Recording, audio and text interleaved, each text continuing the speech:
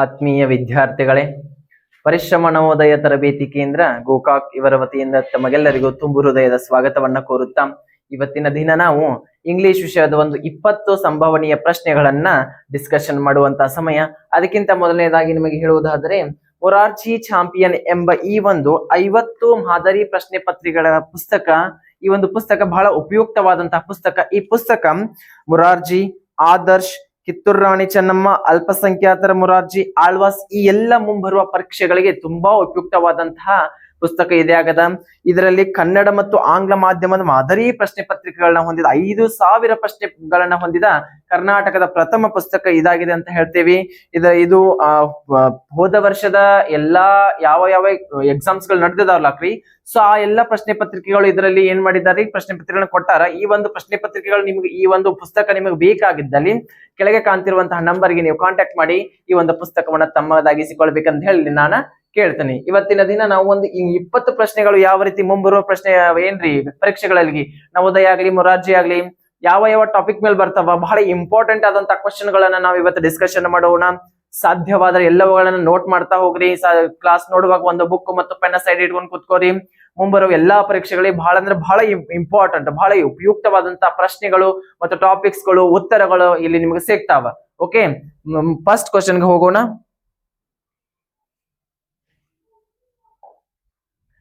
First question ಇದಾಗಿದೆ ನೋಡ್ರಿ, child plural form of the underlined word. ಅಲ್ಲಿ ಕೇಳಿದಂತಹ ಪ್ರಶ್ನೆಯನ್ನ ನೋಡ್ತಾ ಹೋದ್ರ ಪ್ಲೂರಲ್ ಫಾರ್ಮ್ ಅನ್ನ ಕೇಳಿದಾನ. ಪ್ಲೂರಲ್ ಫಾರ್ಮ್ ಮೀನ್ಸ್ ಬಹುವಚನ ಕೊಡಬೇಕು. ಯಾವ ಒಂದು ಬಹುವಚನ ಕೊಡ್ಬೇಕು, ಇಲ್ಲಿ ಅಂಡರ್ಲೈನ್ ಮಾಡಿದಂತಹ ವರ್ಡ್ ಗೆ ಬಹುವಚನ ನೀವು ಆನ್ಸರ್ ಅನ್ನ ಕೊಡ್ರಿ ಅಂತ ಹೇಳಿದಾನ. ಆಪ್ಷನ್ಸ್ ಗಳನ್ನ ಕೊಟ್ಟಿದ್ದಾನ. ಚಿಲ್ಡ್ರನ್, ಚೈಲ್ಡ್ಸ್, ಚಿಲ್ಡ್ರನ್ಸ್ ಅಂತ ಕೊಟ್ಟಿದ್ದಾನ. ಈ ಒಂದು ಪ್ರಶ್ನೆಗೆ ಸರಿಯಾದಂತ ಉತ್ತರ ಯಾವ್ದಾಗ್ತದ ಅಂತಂದ್ರ ಆಪ್ಷನ್ ಬಿ, ಚಿಲ್ಡ್ರನ್ ಅಂತ ಆಗ್ತದ. Okay, option B children. ಯಾಕಂತಂದ್ರ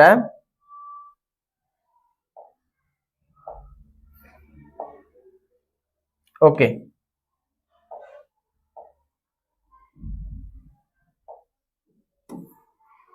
ನೆಕ್ಸ್ಟ್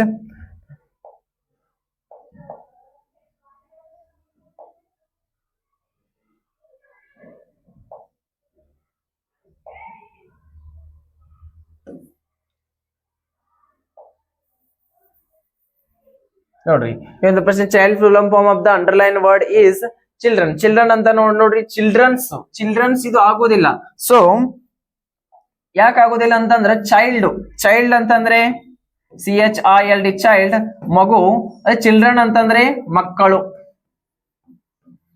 ಮಕ್ಕಳುಗಳು ಆಗೋದಿಲ್ಲ. ಸೊ ಇಲ್ಲಿ ಆಪ್ಷನ್ ಗಳು ಕೊಟ್ಟಿದ, ಚಿಲ್ಡ್ರನ್ಸ್ ಕೊಟ್ಟಿದಾನ, ಅದು ತಪ್ಪಾಗ್ತೈತಿ. ಓಕೆ, ನೆಕ್ಸ್ಟ್ ಚೈಲ್ಡ್ಸ್ ಕೊಟ್ಟಿದಾನ, ಅದು ಆಗೋದಿಲ್ಲ. ನೆಕ್ಸ್ಟ್ ಚಿಲ್ಡ್ರನ್ಸ್ ಕೊಟ್ಟಿದಾನ, ಅದು ಕೂಡ ತಪ್ಪಾದಂತ ಒಂದು ಆನ್ಸರ್ ಆಗ್ತದ. ಈ ಒಂದು ಪ್ರಶ್ನೆ child the plural form children ಆಗ್ತದ. CHILDREN, ಎಸ್ ಬರೋದಿಲ್ಲ. Children, children. ಹೌದಾ? ಈ ಒಂದು ಪ್ರಶ್ನೆಗೆ ಸರಿಯಾದ ಉತ್ತರ child, children. Next question, my sister is a teacher. Other gender of underlined word is ಕೊಟ್ಟ ನೋಡ್ರಿ. ಜೆಂಡರ್ಸ್ ಮೇಲೆ ನಿಮಗೆ ಈಗಾಗಲೇ ಹೇಳಿದೆ ನಾನು. ಜೆಂಡರ್ ಮಸ್ಕಲೈನು, ಫೆಮಿನೈನು, ನೀಟರು, ಕಾಮನ್, ಈ ಎಲ್ಲ ಜೆಂಡರ್ಸ್ ಗಳನ್ನ ನೋಡ್ತಾ ಹೋದ್ರ ಇಲ್ಲಿ ಫಸ್ಟ್ ಒನ್ ಬರುವುದು ಮಸ್ಕಲೈನ್ ಜೆಂಡರ್,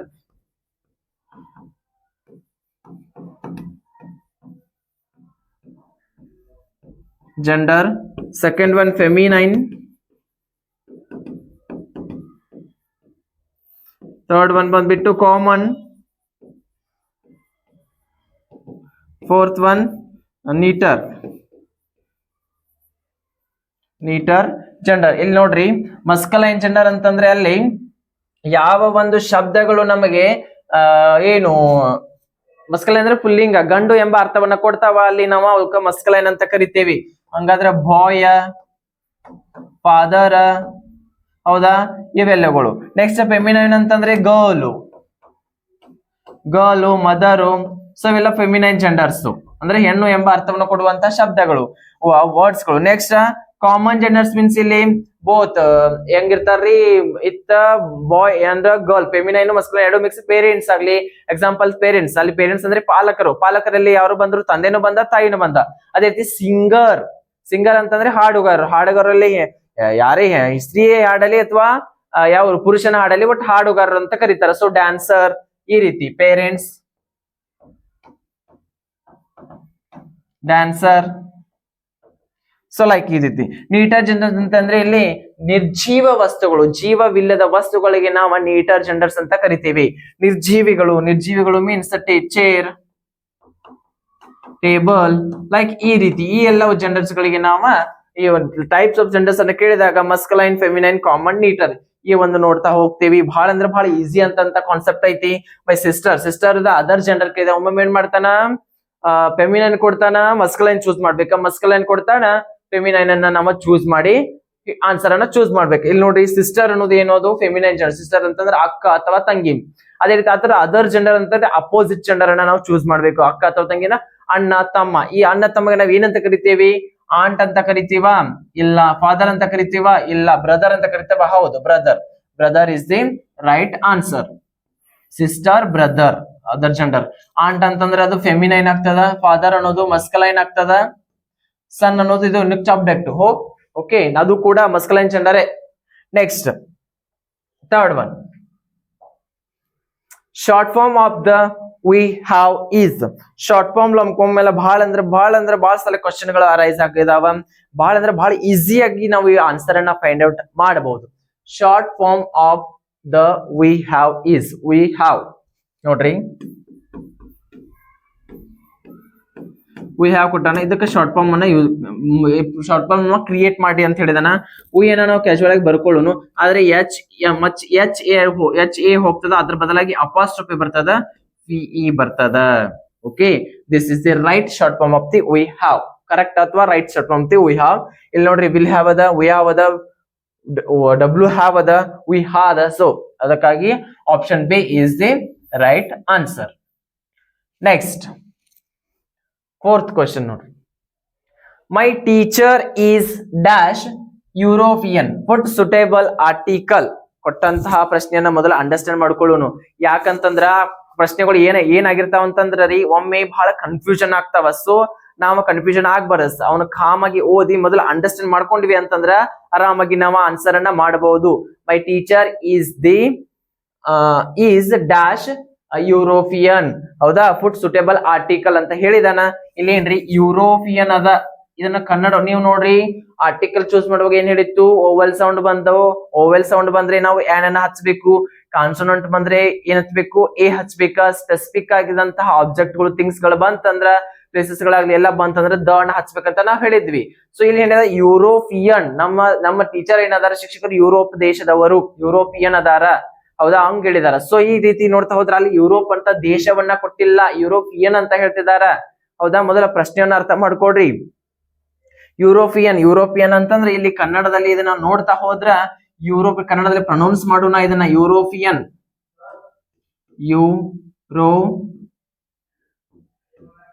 ಯುರೋಪಿಯನ್ ಇದು ಕನ್ನಡದಲ್ಲಿ ಪ್ರೊನೌನ್ಸ್ ಮಾಡಿ. ಯಾವ ಒಂದು ಆರ್ಟಿಕಲ್ ಅನ್ನ ನಾವು ಚೂಸ್ ಮಾಡುವಾಗ, ಆರ್ಟಿಕಲ್ ಅನ್ನ ಫಿಲ್ ಮಾಡುವಾಗ ಕನ್ನಡದಲ್ಲಿ ಪ್ರೊನೌನ್ಸಿಯೇಷನ್ ನೋಡ್ಕೋಬೇಕು, ನೆನಪಿರ್ಲಿ.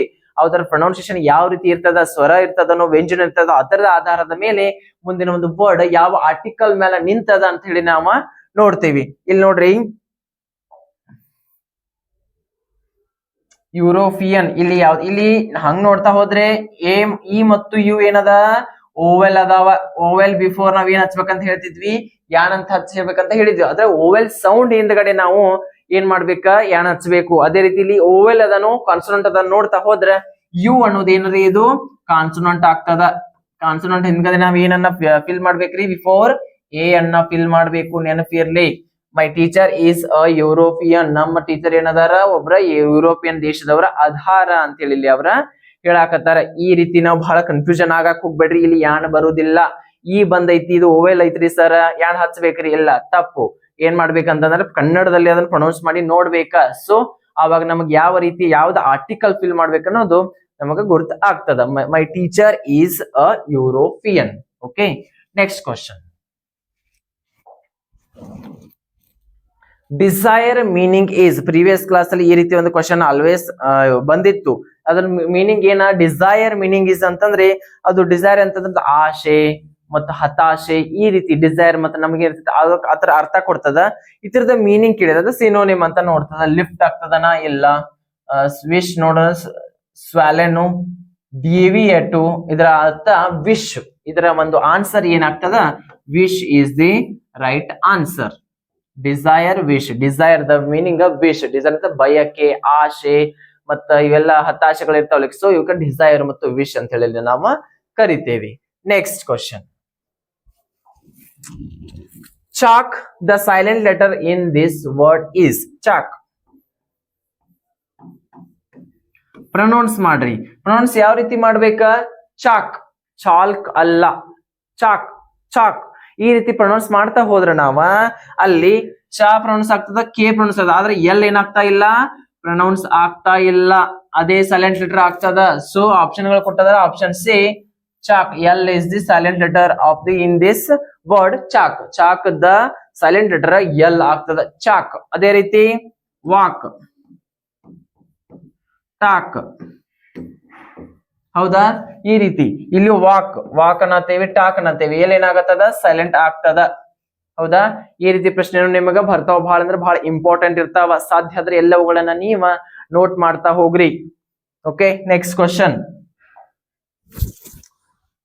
The word rhyme with stand is.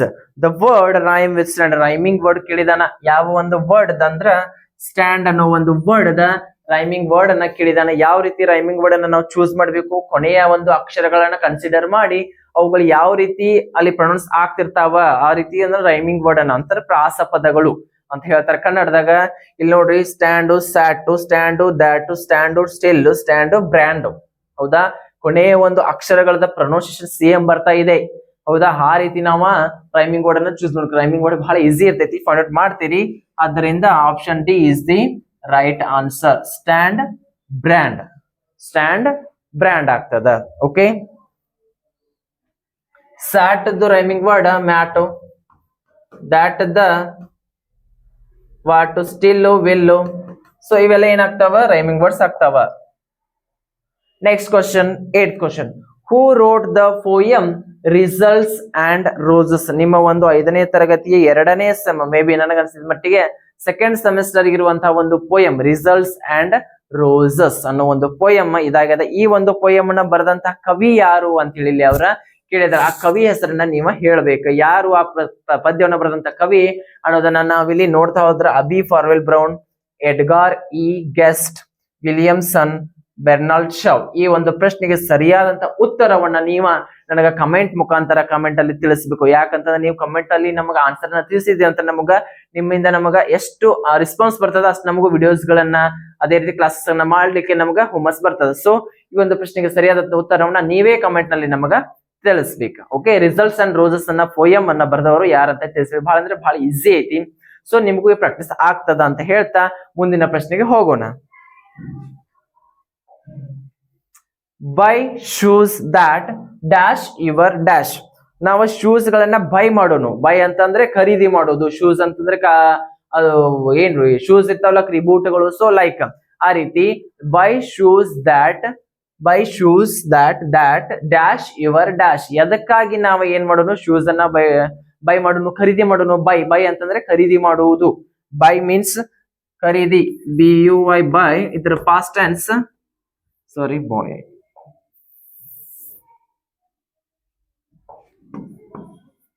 BUY buy. ಇದ್ರ past tense bought, BOUGHT. Past bought ಇನ ಖರೀದಿ ಮಾಡುವುದು. Okay, buy shoes that fit your leg, leg your slipper, feel your fit your feet. ಇಲ್ಲಿ ಕೊಟ್ಟಂತ ಪ್ರಶ್ನೆಗಳನ್ನ ನೋಡ್ತಾ ಹೋದ್ರ ಆಪ್ಷನ್ ಏನಾಗ್ತದ? Option D is the right answer. ಯಾಕಂತಂದ್ರ ಶೂಸ್ ಗಳನ್ನ ಯಾಕೆ ಚೂಸ್ ಮಾಡ್ಬೇಕು? ಫಿಟ್ ಅಂತಂದ್ರೆ ಅವು ನಮಗ್ ಸರಿಯಾಗಿ ಫಿಟ್ ಆಗ್ಬೇಕು, ಹೊಂದಿಕೊಳ್ಬೇಕು ಕಾಲಿಗೆ. ಯಾವುದಕ್ಕ? ಫೀಟ್, ಪಾದಗಳಿಗೆ. ಫೀಟ್ ಅಂತಂದ್ರೆ ಪಾದಗಳಿಗೆ ಹೊಂದಿಕೊಳ್ಳಬೇಕು, ಫಿಟ್ ಆಗ್ಬೇಕು ಫೀಟಿಗೆ. ಯಾವುದಕ್ಕೆ? ಫೀಟ್, ಕಾಲುಗಳಿಗೆ ಅವು ಏನಾಗ್ಬೇಕ? ಫೀಟ್, ಪಾದಗಳಿಗೆ ಫಿಟ್ ಆಗ್ಬೇಕ. Okay, this is the right answer. Next question. Shravani runs slow. The opposite of underlined word is. ಅಲ್ಲಿ ಶ್ರಾವಣಿ ಏನ್ ಮಾಡಕತ್ತಾಳ? ಸ್ಲೋ ಆಗಿ ಓಡಾಕತ್ತಾಳ. ಸ್ಲೋ ಅಂತಂದ್ರೆ ನಿಧಾನ ಗತಿಯಲ್ಲಿ ಆಕಿ ಓಡುತ್ತಿದ್ದಾಳ. ಅಲ್ಲಿ ಕೊಟ್ಟಂತಹ ಒಂದು ಸ್ಲೋ ಅನ್ನೋ ವರ್ಡ್ ದ ಅಪೋಸಿಟ್ ವರ್ಡ್ ಕೇಳಿದಾರ. ಬಹಳ ಅಂದ್ರೆ ಬಹಳ ಈಸಿ ಆದಂತಹ ಪ್ರಶ್ನೆ. ನೋಡ್ತಾ ಹೋದ್ರ ಸ್ಲೋ, ಸ್ಲೋಲಿ ಇದೇನಾಗ್ತದ ಎಡ್ವರ್ಬ್ ಆಗ್ತದ, ಬರುದಿಲ್ಲ. ಅವ್ರು ಕೇಳಿದಾರ ಅಪೋಸಿಟ್ ಕೇಳಿದಾರ. ಸ್ಲೋಲಿ ಅನ್ನೋದು ಆಡ್ವರ್ಬ್, ನೆನಪಿರ್ಲಿ. ಫಾಸ್ಟರ್ ಅಲ್ಲಿ ಅವ್ರು ಏನ್ ಕೊಟ್ಟಿದಾರ್ರಿ, ಯಾವುದೇ ರೀತಿಯಾದಂತ ಕಂಪ್ಯಾರಿಸನ್ ಮಾಡಿ ಕೊಟ್ಟಿಲ್ಲ. ಫಾಸ್ಟರ್, ಫಾಸ್ಟೆಸ್ಟ್, ಅದು ಸ್ಲೋಲಿ ಈ ರೀತಿ ಕೊಟ್ಟಿಲ್ಲ. ಸೊ ಸ್ಲೋ ಅನ್ನೋದು ಒಂದ್ ಏನ್ ಕೊಟ್ಟಿದಾರ ಅವರು ಪ್ರೆಸೆಂಟ್ ಫಾರ್ಮ್ ಅಲ್ಲಿ ಕೊಟ್ಟರೆ, ಪ್ರೆಸೆಂಟ್ ಫಾರ್ಮ್ ಅಲ್ಲಿ ನಾವು ಅದ್ರ ಅಪೋಸಿಟ್ ಮೀನಿಂಗ್ ಅನ್ನ ಚೂಸ್ ಮಾಡ್ಬೇಕ. ಫಾಸ್ಟರ್ ಬರುದಿಲ್ಲ.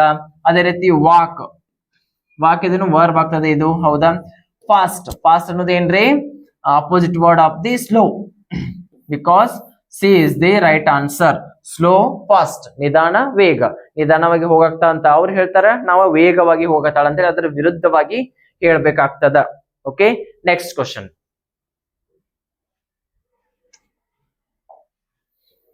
Rearranging the jumbled words, rearrange ಆ ಜಂಬಲ್ಡ್ ವರ್ಡ್ಸ್. ಈ ಒಂದು rearrange ಜಂಬಲ್ಡ್ ವರ್ಡ್ಸ್ ಮೇಲೆ ಬಹಳ ಅಂದ್ರೆ ಬಹಳ ಕ್ವಶನ್, ಕಡ್ಡಾಯ ಒಂದು ಕ್ವಶನ್ ಮಾತ್ರ ಫಿಕ್ಸ್ ನೋಡ್ರಿ. ಈ ಒಂದು ಬಹಳ ಅಂದ್ರ ಇದು ನೋಟ್ ಮಾಡ್ಕೊರಿ. ಎಷ್ಟು ರಿಅರೇಂಜ್ ಸಾಧ್ಯ ಆಕಾವ ನಿಮ್ಗೆ ಅಷ್ಟು ರಿಅರೇಂಜ್ ಸ್ಟೇಟ್ಮೆಂಟ್ಗಳನ್ನ ನೀವು ಎಲ್ಲವನ್ನ ನೋಡ್ಕೊಂಡು ನೋಟ್ ಮಾಡ್ಕೊಂಡು ಇಟ್ಕೊಂಡ್ರಿ ಅಂತಂದ್ರ ಮುಂದೆ ಎಕ್ಸಾಮ್ದಾಗ ಮುಂಬರುವ ಎಲ್ಲಾ ಎಕ್ಸಾಮ್ದಾಗ ಬಹಳ ಹೆಲ್ಪ್ ಆಗ್ತಾವ.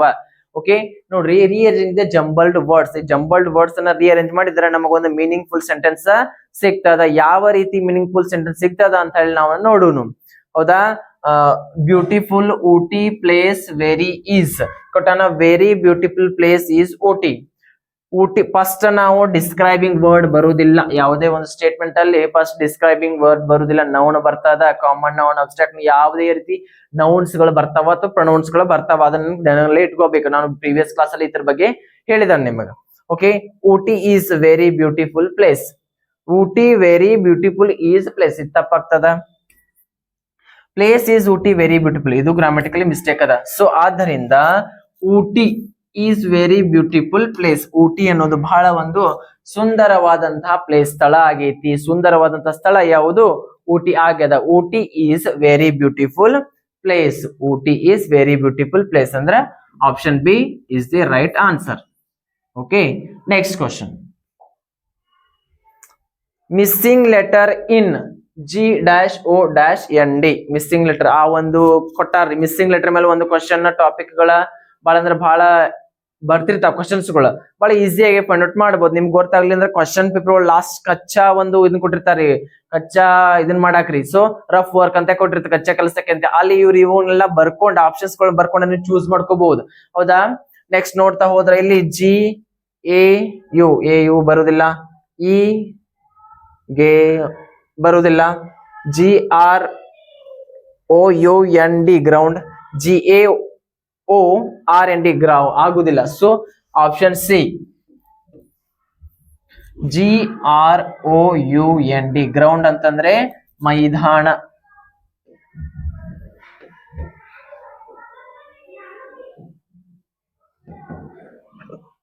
ಗ್ರೌಂಡ್ ಅಂತಂದ್ರೆ ಮೈದಾನ. Next question. The prefix of the Abel. The prefix of the Abel. Abel ಅಂತಂದ್ರೆ ಏನು? ಅದಕ್ಕೆ ಅವರ ಅರ್ಹರದಾರ.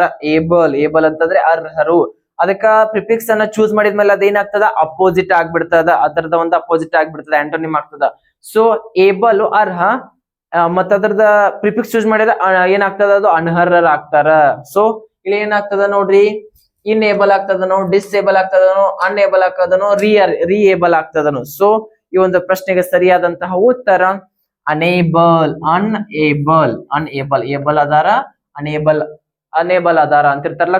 So that's able, unable. Prefix able the prefix unable ಆಗ್ತದ, ನೆನಪಿನಲ್ಲಿ ಇಟ್ಕೋರಿ. Okay, next question. I go to market. The past tense from of underlined word is. ಏನ್ ಕೊಟ್ಟಾರ ನೋಡ್ರಿ, ಅವ್ರು ಎಲ್ಲಿ ಹೊಂಟಿದಾರ? ಮಾರ್ಕೆಟಿಗೆ ಹೊಂಟಾರ. ಅಲ್ಲಿ ಅಂಡರ್ಲೈನ್ ಮಾಡಿದಂತ ವರ್ಡ್ ದ ಪಾಸ್ಟ್ ಟೆನ್ಸ್ ಅನ್ನ ಕೇಳಿದಾರೆ. ವರ್ಡ್ ಅಂಡರ್ಲೈನ್ ಮಾಡಿದಂತ ವರ್ಡ್ ಗೋ, ಅದು ವರ್ಬ್ ಆಗ್ತದ. ಹೋ ಆಕ್ಷನ್ ವರ್ಡ್ ಆಗ್ತದ. ಸೊ ಇಲ್ಲಿ ಆ ಒಂದು ವರ್ಡ್ ದ ಏನ್ ಕೊಡ್ಬೇಕು ನಾವು? ಫಾಸ್ಟ್ ಟೆನ್ಸ್ ಅನ್ನ ಕೇಳಿದಾರೆ. ಫಾಸ್ಟ್ ಟೆನ್ಸ್ ಯಾವ ರೀತಿ ಚೂಸ್ ಮಾಡ್ಬೇಕ? ಗೋ ಅದ, ಗೋಸ್ ಆಗ್ತಿತ್ತು, ಗೋನ್ ಆಗ್ತದೋ, ಗೋಯಿಂಗ್ ಆಗ್ತದೋ, ವೆಂಟ್ ಆಗ್ತದ? No, go, went, gone. Past ಕೇಳಿದಾರ, ಪಾಸ್ಟ್ ಪಾರ್ಟಿಸಿಪಲ್ ಕೇಳಿಲ್ಲ. ಪಾಸ್ಟ್ ಕೇಳಿದಾರ ಅಂತಂದ್ರ option D. Option D is the right answer. Go, vent.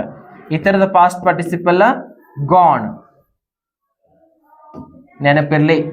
Okay, next question. Ramesh going to Bengaluru. The verb in the sentence is. ಈ ಒಂದು sentence ಅದ Ramesh going to Bengaluru. ಇದ್ರೊಳಗೆ ಯಾವ್ದೋ ಒಂದು ಕ್ರಿಯಾಪದ ಅದ. ಕ್ರಿಯಾಪದವನ್ನ ಚೂಸ್ ಮಾಡ್ರಿ. ಬಹಳ ಈಸಿಯಾಗಿ ಕ್ರಿಯಾಪದವನ್ನ ಚೂಸ್ ಮಾಡಬಹುದು. ರಮೇಶನು ಬೆಂಗಳೂರಿಗೆ ಹೋಗುತ್ತಿದ್ದಾನೆ. ರಮೇಶನು ಬೆಂಗಳೂರಿಗೆ ಹೋಗುತ್ತಿದ್ದಾರೆ. ರಮೇಶ್ ಅದನ್ನ ಬೆಂಗಳೂರು ಐತಿ, ಅಲ್ಲಿ ಯಾವ ಕ್ರಿಯೆ ನಡೆದದ? ಹೋಗುತ್ತಿದ್ದಾನೆ. ಹೋಗುತ್ತಿದ್ದಾನೆ ಅನ್ನಕ್ಕೆ ಇಂಗ್ಲಿಷ್ ಏನು ಅಂತೀವಿ? Going. Option A is the right answer. ರಮೇಶನು ಬೆಂಗಳೂರಿಗೆ ಹೋಗುತ್ತಿದ್ದಾನ. ಇದೇನಾಗ್ತದ? ವರ್ಬ್ ಆಗ್ತದ. ಯಾವ ಫಾರ್ಮ್ ಅಲ್ಲಿ ಐತ್ರಿ? ಇದ ಕಂಟಿನ್ಯೂಸ್ ಫಾರ್ಮ್ ಅಲ್ಲಿ ಐತಿ. ಪ್ರೆಸೆಂಟ್ ಕಂಟಿನ್ಯೂಸ್ ಟೆನ್ಸ್, ನೆನಪಿರ್ಲಿ. Present continuous. ಹೌದಾ? Ramesh going to Bengaluru. ರಮೇಶನು ಬೆಂಗಳೂರಿಗೆ ಹೋಗುತ್ತಿದ್ದಾನೆ. Present tense, present continuous. Continuous tense ಅಲ್ಲಿ ಐತಿ. ಅದು ನಡೆಯಾಕತೈತಿ, ಕೆಲಸ ನಡೆಯುತ್ತಿದೆ ಅಂತ ಹೇಳ್ತಿದ್ದಲ್ಲಾಕ್ರಿ. ಸೊ ಅದ ಕಂಟಿನ್ಯೂಸ್ ಟೆನ್ಸ್ ಆಗ್ತದ. Next question. Prem wrote a letter to the dash. ಇದು ಒಂದು ಚಾಪ್ಟರ್ ಯಾವ್ದಂತಂದ್ರ ಫಾರೆಸ್ಟ್ ಬಗ್ಗೆ ಒಂದು ಪ್ರೇಮ್ ಒಂದು ಚಾಪ್ಟರ್ ಐತಿ ನೋಡ್ರಿ. ಆ ಚಾಪ್ಟರ್ ನೇಮನ ನೀವ ನನ್ನ ಕಮೆಂಟ್ ಮುಖಾಂತರ ತಿಳಿಸ್ರಿ. ಯಾಕೋ ನಂಗೆ ರಿಮೆಂಬರ್ ಆಗ್ತಿಲ್ಲ. ಸೊ ಯಾವ ಒಂದು ಚಾಪ್ಟರ್ ಅಲ್ಲಿ ಈ ಒಂದು ಕ್ವಶನ್ ಬರ್ತದ, ಆ ಚಾಪ್ಟರ್ ನೇಮನ ನೀವು ಕಮೆಂಟ್ ಮುಖಾಂತರ ನನ್ನ ಕಮೆಂಟ್ ಅಲ್ಲಿ ಹೇಳ್ಬೇಕ ನೋಡ್ರಿ. Prem wrote a letter to the dash of Gram Sabha. ಹೌದಾ? ಯಾರಿಗೆ ಅವ ಲೆಟರ್ ಅನ್ನ ಬರದ? ಯಾವ ಲೆಟರ್ ಬರದ್ರಿ? ಅರಣ್ಯದಲ್ಲಿ ಏನ್ ಮಾಡತ್ತಿದ್ರು? ಗಿಡಗಳನ್ನ ಕಡಿದು ನಾಶ ಮಾಡತ್ತಿದ್ರ. ಆ ಗಿಡಗಳನ್ನ ಕಡಿಬೇಡ್ರ, ಅದರಿಂದ ಪ್ರಾಣಿ ಪಕ್ಷಿಗಳು ವಲಸೆ ಹೊಂಟಾವ, ಅವ್ರ ಸಂತತಿ ನಶಿಸಿ ಹೊಂಟೈತಿ ಅಂತ ಹೇಳಿ ಅವ ಪ್ರಾಣಿ ಪಕ್ಷಿಗಳ ಪ್ರೀತಿ ಇದ. ಸೊ ಯಾರಿಗೆ ಅವ ಪತ್ರವನ್ನ ಬರದ? ಆ ಪತ್ರವನ್ನ ಯಾರಿಗೆ ಬರದ ಅಂತ ಕೇಳಕತ್ತಾರ ಅಂತಂದ್ರ ವೈಸ್ ಪ್ರೆಸಿಡೆಂಟ್ ಗೆ ಬರದ, ಕ್ಲರ್ಕ್ ಗೆ ಬರದ್ರ, ಚೇರ್ಮನ್ ಗೆ ಬರದ್ರ, ಪ್ರೆಸಿಡೆಂಟ್ ಗೆ ಬರದ್ರ ಅಂತ ನೋಡ್ತಾ ಹೋದ್ರ ಈ ಒಂದು ಪ್ರಶ್ನೆಗೆ ಸರಿಯಾದಂತ ಉತ್ತರ ಪ್ರೆಸಿಡೆಂಟ್. ಪ್ರೆಸಿಡೆಂಟ್ ಅಂತಂದ್ರೆ ಗ್ರಾಮ ಸಭಾ ಅಧ್ಯಕ್ಷರು. ಯಾರ್ರಿ? ಪ್ರೆಸಿಡೆಂಟ್ ಗೆ ಇವರು ಪತ್ರವನ್ನ ಬರದ. ಶ್ರೀಮತಿ ಪ್ರೆಸಿಡೆಂಟ್ ಯಾರಾಗಿದ್ರು ಗ್ರಾಮ ಸಭೆದ? ಶ್ರೀಮತಿ ರುಕ್ಮಿಣಿ ರಾಮಯ್ಯ. ಹೌದಾ?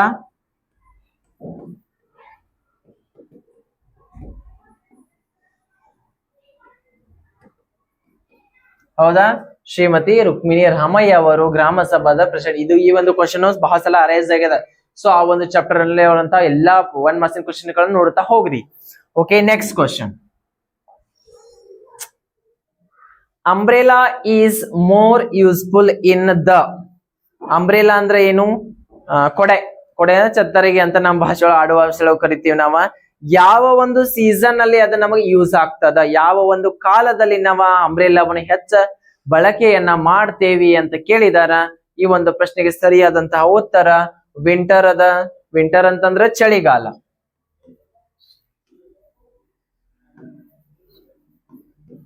ಸ್ಪ್ರಿಂಗ್ ಅಂತಂದ್ರ ವಸಂತ.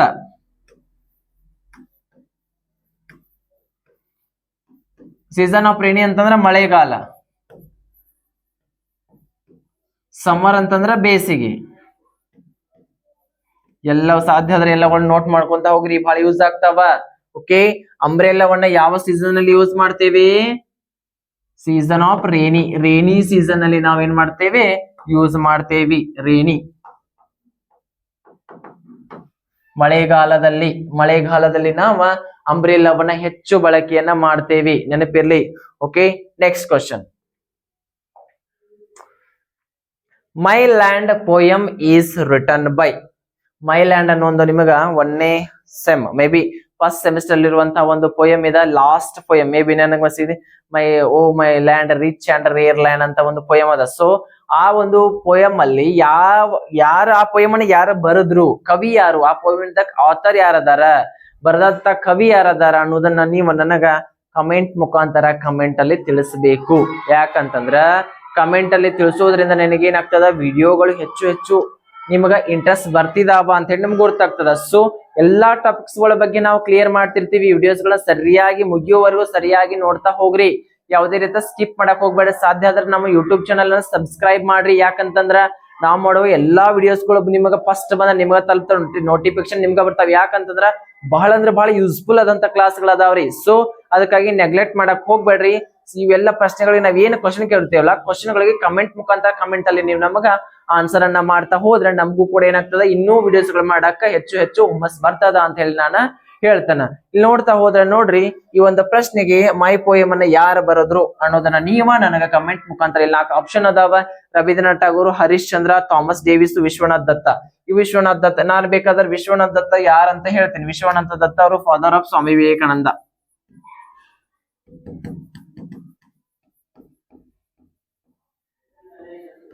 ಮದರ ಭುವನೇಶ್ವರಿ ದೇವಿ.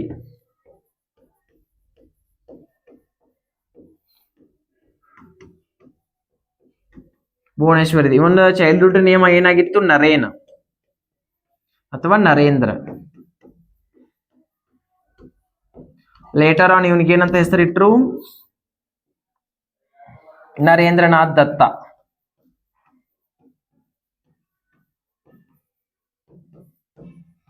ನರೇಂದ್ರನಾಥ್ ದತ್ತ ಅಂತ ಹೇಳಿ ಇವನಿಗೆ ಲೇಟರ್ ಆನ್ ಹೆಸರಿಟ್ರು. ಸೊ ಇವರು ಫಸ್ಟ್ ಹೋಗಿದ್ದು ಅಮೆರಿಕಾದ ಚಿಕಾಗೋ ಹೋಗ್ತಾರ. ಇವರ ಗುರು ಯಾರಾಗಿರ್ತಾರ? ರಾಮಕೃಷ್ಣ ಪರಮಹಂಸರು.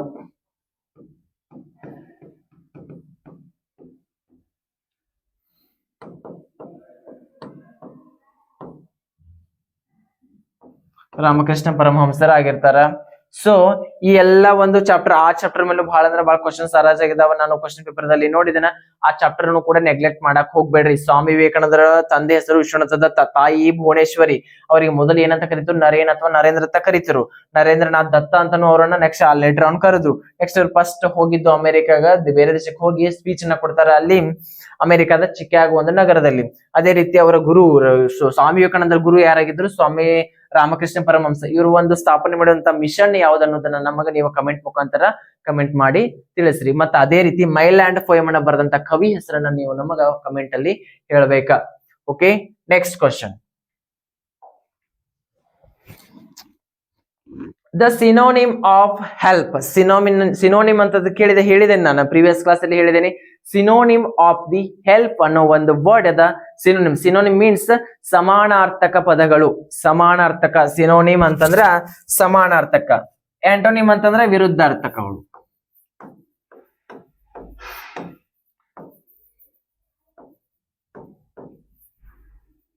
ಸಿನೋನಿಮ್ ಸಮಾನಾರ್ಥಕ,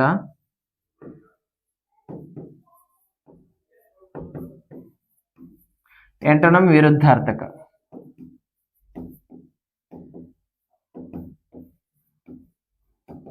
ಸಮಾನಾರ್ಥಕ ಮತ್ತು ವಿರುದ್ಧಾರ್ಥಕ ಪದಗಳು ಸಿನೋನಿಮ್ ಅಂತ ಕೇಳಿದ್ರೆ ಸಿ ಸ ಅನ್ನೋ ತಿಳ್ಕೊಂಡ್ಬಿಡ್ರಿ. ಆಂಟೋನಿಮ್ ಅಂತಂದ್ರೆ ವಿರುದ್ಧಾರ್ಥಕ ಪದ. ಹೌದಾ, ನೆನಪಿರ್ಲಿ. ಇಲ್ಲಿ ಏನ್ ಕೇಳಿದಾನೆ? ಹೆಲ್ಪ್ ಅನ್ನೋ ವರ್ಡ್ ಅದ ಸಮಾನಾರ್ಥಕ ಪದವನ್ನು ಹೇಳ್ರಿ ಅಂತಂದ. ಗ್ರೇಟ್ಫುಲ್ ಆಗ್ತದನು, ಥ್ಯಾಂಕ್ ಯು ಆಗ್ತದನು, ಸಪೋರ್ಟ್ ಆಗ್ತದನು, ರಿಲೀಫ್ ಆಗ್ತದನು. ಗ್ರೇಟ್ಫುಲ್ ಅಂತಂದ್ರೆ ನಿಮಗೆ ನಾವ್ ಯಾವಾಗ್ಲೂ ಗ್ರಾಟಿಟ್ಯೂಡ್ ತೋರಿಸೋದ, ಗ್ರೇಟ್ಫುಲ್ ಆಗಿರೋದು, ಆನರ್ ತೋರಿಸೋದ. ಅದೇ ರೀತಿ ಥ್ಯಾಂಕ್ ಯುನು ಗ್ರಾಟಿಟ್ಯೂಡ್, ಅದು ಗ್ರಾಟಿಟ್ಯೂಡ್ ಧನ್ಯವಾದಗಳನ್ನ ಹೇಳೋದು. ಸಪೋರ್ಟ್ ಅಂತಂದ್ರ ಅವರಿಗೆ ಸಪೋರ್ಟ್ ಮಾಡುದು, ಸಹಾಯವನ್ನ ಮಾಡುದು, ಹೆಲ್ಪ್ ಅನ್ನ ಮಾಡುವುದು.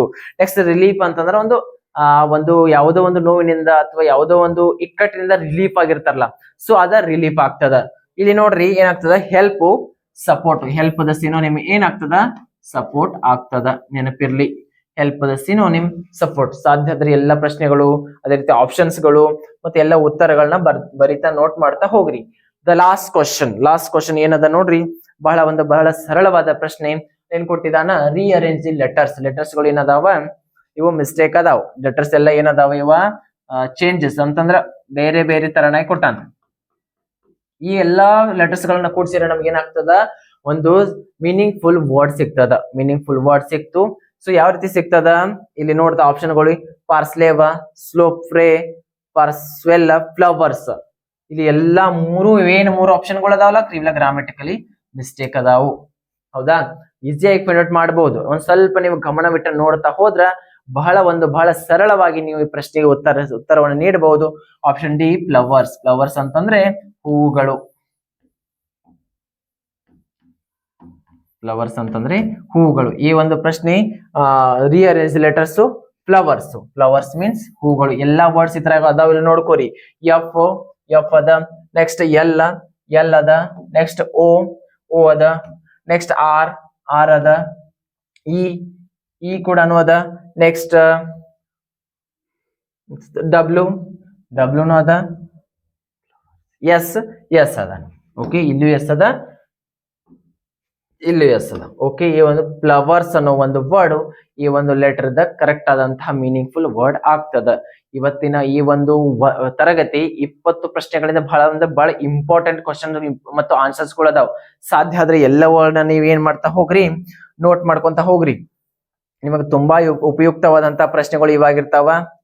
ಓಕೆ, ನೆಕ್ಸ್ಟ್ ಮುಂಬರುವ ಎಲ್ಲಾ ಪರೀಕ್ಷೆಗಳಿಗೆ ನೀವು ಏನಾದ್ರೂ ಉತ್ತೀರ್ಣರಾಗಬೇಕು ಎಂಬ ಕನಸು ನಿಮ್ಗೆ ಇತ್ತಂತಂದ್ರೆ ಈ ಒಂದು ಪುಸ್ತಕದ ಹೇಳ್ತೀನಿ. ಮೊರಾರ್ಜಿ ಚಾಂಪಿಯನ್ ಪರಿಶ್ರಮ ಪಬ್ಲಿಕೇಶನ್ ಅವರ ವತಿಯಿಂದ ಮೊರಾರ್ಜಿ ಚಾಂಪಿಯನ್ ಎಂಬ ಒಂದು 360 ಡಿಗ್ರಿಯಲ್ಲಿ ಇರುವಂತಹ ಈ ಒಂದು ಕ್ವಶನ್ ಬ್ಯಾಂಕ್, ಅದೇ ಪುಸ್ತಕ 50 ಪ್ರಶ್ನೆ ಪತ್ರಿಕೆಗಳನ್ನ ಹೊಂದ್ಯದ. 5,000 ಪ್ರಶ್ನೆಗಳನ್ನ ಈ ಒಂದು ಕರ್ನಾಟಕದ ಪ್ರಥಮ ಪುಸ್ತಕ ಅಂತ ನಾವು ಹೇಳ್ಬಹುದಾ. ಇದು ಕನ್ನಡ ಮತ್ತು ಆಂಗ್ಲ ಮಾಧ್ಯಮ ಎರಡೂ ಏನ್ರಿ ಮಾಧ್ಯಮದಲ್ಲಿ ಸಿಗ್ತದೆ ನಿಮಗೆ. ಹೌದಾ, ಮೀಡಿಯಂ ಅಲ್ಲಿ ಕನ್ನಡ ಮತ್ತು ಇಂಗ್ಲಿಷ್ ಮೀಡಿಯಂ ಎರಡೂ ಸಿಗ್ತದ. ಇದರಲ್ಲಿ ಮೊರಾರ್ಜಿ, ಆದರ್ಶ್, ಕಿತ್ತೂರಾಣಿ ಚೆನ್ನಮ್ಮ, ಅಲ್ಪಸಂಖ್ಯಾತರ ಮೊರಾರ್ಜಿ, ಆಳ್ವಾಸ್ ಈ ಎಲ್ಲಾ ಮುಂಬರುವ ಪ್ರಶ್ನೆಗಳು ಬಹಳ ಅಂದ್ರೆ ಬಹಳ ಯೂಸ್ಫುಲ್ ಆದಂತಹ ಕ್ವಶನ್ ಬ್ಯಾಂಕ್ ಇದಾಗ್ಯದ. ಈ ಒಂದು ಪುಸ್ತಕ ನಿಮ್ಗೆ ಬೇಕಾದಲ್ಲಿ ಕೆಳಗೆ ಕಾಣ್ತಿರೋ ನಂಬರ್ ಆಗಿ ಕಾಂಟ್ಯಾಕ್ಟ್ ಮಾಡಿ ಈ ಪುಸ್ತಕವನ್ನ ಪಡೆದುಕೊಳ್ಬಹುದು. ಹೌದಾ, ಅದೇ ರೀತಿ ಹೇಳ್ತಾ ಈ ಎಲ್ಲಾ ಪ್ರಶ್ನೆಗಳಿಗೆ ನಿಮ್ಗೆ ಇದ್ರಾಗ ಯಾವ್ದಾದ್ರು ಏನಾದ್ರು ಕನ್ಫ್ಯೂಷನ್ಸ್ ಇದ್ರ, ಯಾವ್ದೋ ಒಂದು ಟಾಪಿಕ್ಸ್ ನಿಮ್ಗೆ ಏನಾದ್ರು ತಿಳಿದಿರ್ಕಿಲ್ಲ ಅಂತಂದ್ರ ಕಮೆಂಟ್ ಅಲ್ಲಿ ನಿಮಗೆ ಹೇಳ್ಬೇಕು. ನಾವು ಅದಕ್ಕೆಲ್ಲ ನಾವು ಆನ್ಸರ್ ಮಾಡ್ತೇವೆ, ರೆಸ್ಪಾನ್ಸ್ ಮಾಡ್ತೇವೆ. ಸೊ ಆದ್ದರಿಂದ ಇವತ್ತಿನ ಒಂದು ತರಗತಿ ನಿಮಗೆಲ್ಲರಿಗೂ ಇಷ್ಟ ಆಗೈತಿ ಅಂತ ಹೇಳಿ ನಾನು ಅನ್ಕೋತೀನಿ. ಓಕೆ, ಇವತ್ತಿನ ಒಂದು ತರಗತಿಯನ್ನು ಮುಗಿಸುವಂತಹ ಸಮಯ. ಧನ್ಯವಾದ.